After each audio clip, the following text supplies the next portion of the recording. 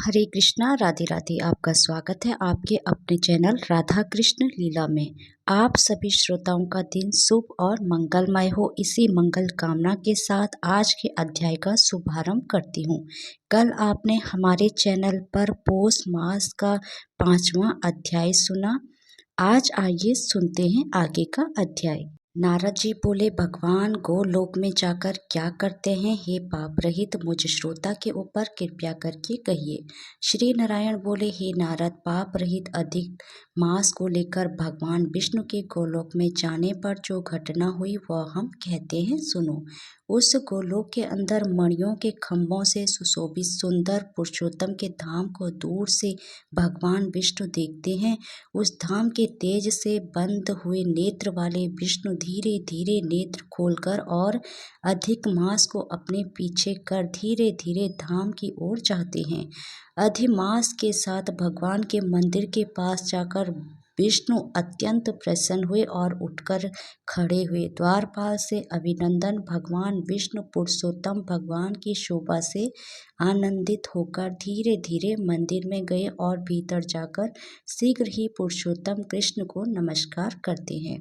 गोपियों के मंडल के मध्य में रत्नमय सिंहासन पर बैठे हुए कृष्ण को नमस्कार कर पास में खड़े होकर विष्णु बोले, श्री विष्णु बोले, गुणों से अतीत गोविंद अद्वितीय अविनाशी सूक्ष्म विकार रहित विग्रहवान गोपों के वेश के विधायक छोटी अवस्था वाले शांत स्वरूप गोपियों के पति बड़े सुंदर नूतन मेघ के समान श्याम करोड़ों कामदेव के समान सुंदर वृंदावन के अंदर रास मंडल में बैठने वाले पीत रंग के पीतांबर से शोभित सौम्य भौं के चढ़ाने पर मस्तक में 3 रेखा पड़ने से सुंदर आकृति वाले रास लीला के स्वामी, रास लीला में रहने वाले, रास लीला करने में सदा उत्सुक 2 भुजा वाले मुरलीधर पीत वस्त्रधारी आच्युत्य ऐसे भगवान की मैं वंदना करता हूँ। इस प्रकार स्तुति करके भगवान श्री कृष्ण को नमस्कार कर पार्षद द्वारा सत्कृत विष्णु रतन सिंहासन पर कृष्ण की आज्ञा से बैठे। श्री नारायण बोले, यह विष्णु का किया हुआ स्रोत प्रातः काल उठकर जो पढ़ता है उसके समस्त पाप नष्ट हो जाते हैं और अनिष्ट स्वप्न भी अच्छे फल को देते हैं और पुत्र पौत्र आदि को बढ़ाने वाली भक्ति श्री गोविंद में होती है। आकृति का नाश होकर सत्कृति की वृद्धि होती है। भगवान विष्णु बैठ गए और कृष्ण के आगे कांपते हुए अधिमास को कृष्ण के चरण कमलों में नमन कराते हैं। तब श्री कृष्ण ने विष्णु से पूछा कि यह कौन है, कहाँ से आया है, क्या रोता है? इस गोलोक में तो कोई भी दुख भागी होता नहीं है। इस गोलोक में रहने वाले तो सर्वदा आनंद में मग्न रहते हैं। यह लोग तो स्वप्न में भी दुष्ट वार्ता या दुख भरा समाचार सुनते ही नहीं हैं।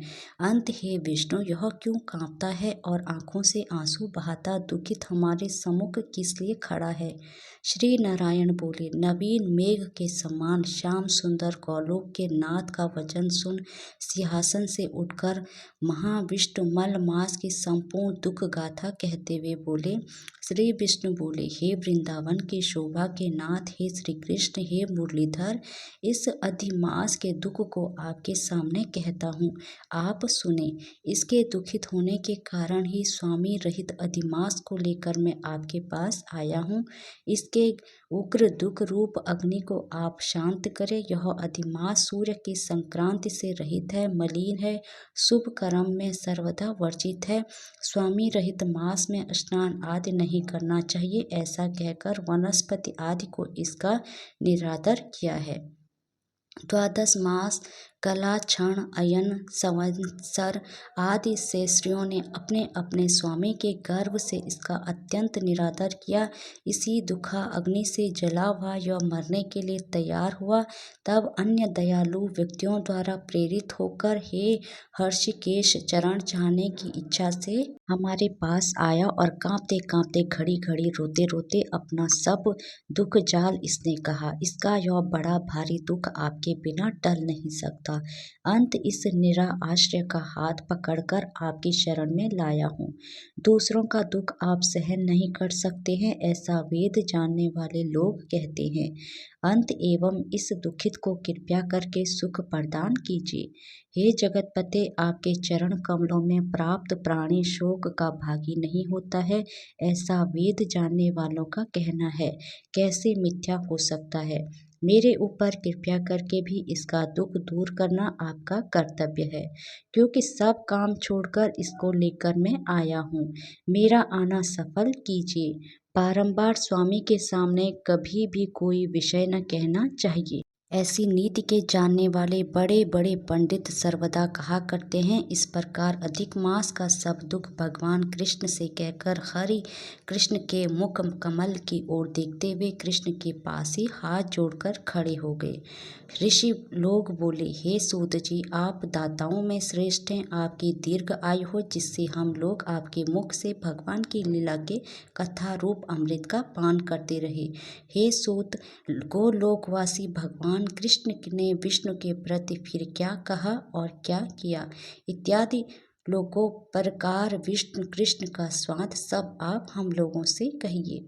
परम भक्त नारद ने नारायण से क्या पूछा? हे सूत, इसको आप इस समय हम लोगों से कहिए। नारद के प्रति कहा हुआ भगवान का वचन तपस्वियों के लिए परम औषध है। हरे कृष्णा, राधे राधे। भगवान श्री कृष्ण और राधा रानी की कृपा आप सभी भक्तों पर हमेशा बनी रहे। जय श्री राधे।